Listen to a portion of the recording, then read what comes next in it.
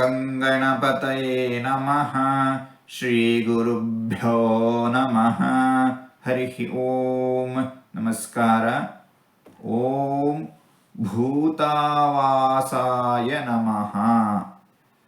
ಪಂಚಮಹಾಭೂತಗಳು ಪೃಥಿವಿ, ಆಪಹ, ತೇಜಸ್ಸು, ವಾಯು, ಆಕಾಶ.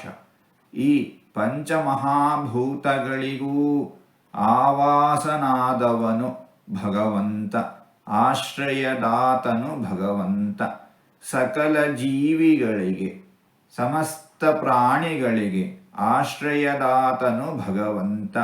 ಪ್ರಳಯ ಕಾಲದಲ್ಲಿ ಸಕಲ ಜೀವಿಗಳು ಕೂಡ ಸೂಕ್ಷ್ಮ ರೂಪದಿಂದ ಭಗವಂತನ ಉದರದಲ್ಲಿ ನೆಲೆಸಿರುತ್ತವೆ.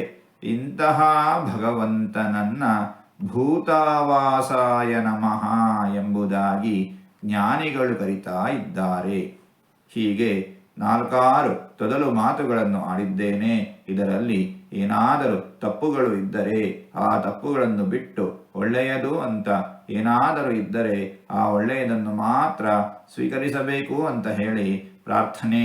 ಈ ನುಡಿಗಳನ್ನೆಲ್ಲ ಆಡಿಸಿದ ಭಗವಂತನಿಗೆ ಸರ್ವವೂ ಸಮರ್ಪಿತ.